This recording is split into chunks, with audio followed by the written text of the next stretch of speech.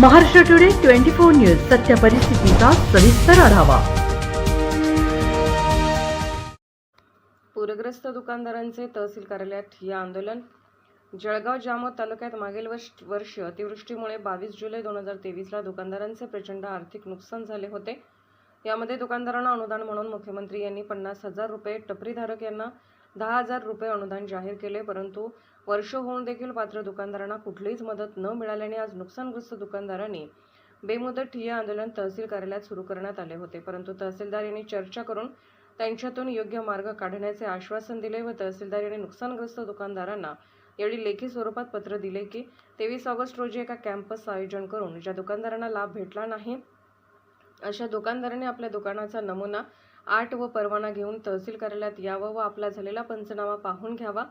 जर त्यांना लाभ भेटला नसेल तर त्यांना तात्काळ लाभ देण्यात येईल। या आश्वासनानंतर आंदोलकांनी आपले आंदोलन तुर्तास मागे घेतले। यावेळी नुकसानग्रस्त दुकानदारांनी जोरदार घोषणा देऊन तहसील कार्यालय दणाणून सोडले। यावेळी अमोल दाभाडे, गणेश वानखडे यांनी नियमबाह्य व अपात्र दुकानदारांना अनुदान देणाऱ्या सर्व दोषींवर तात्काळ कारवाई करण्यात यावी, तसेच याबाबत लेखी पत्र देऊन त्वरित पात्र दुकानदारांना मदत देण्यासाठी कॅम्पचे आयोजन करावे।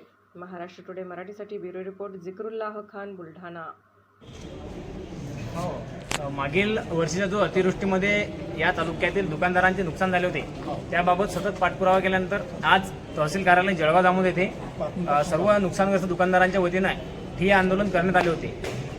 ठिय्या आंदोलन करताच तहसीलदार जळगाव जामोद यांनी सर्व नुकसानग्रस्त दुकानदारांना एक नोटीस दिली आणि त्याच्याद्वारे सर्वांना येत्या 23/8/2024 रोजी या तालुक्यात ज्यांचे पंचनामे झाले असं सर्व दुकानदारांना तहसीलमध्ये कॅम्प आयोजित करून त्या दुकानदारांचे सर्व कागदपत्र त्यावेळेस ते उपस्थित राहून घेणार आहेत आणि जे पात्र दुकानदार आहेत त्या सर्वांना त्वरित त्यांच्या नुकसानीची मदत त्यांच्या बँकेच्या खात्यात जमा करणार आहेत। तरी या निमित्त सर्व दुकानदारांनी येत्या 23/8/2024 रोजी तहसील कार्यालय येथे उपस्थित राहून आपले कागदपत्र तहसीलदार यांच्याकडे सुपूर्द करावे।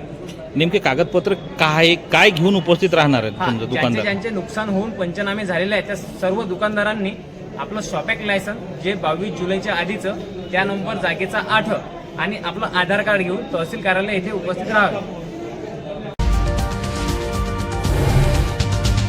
आजच महाराष्ट्र टुडे 24 न्यूजला सबस्क्राईब करा आणि सत्य परिस्थितीचा सविस्तर आढावा पहा।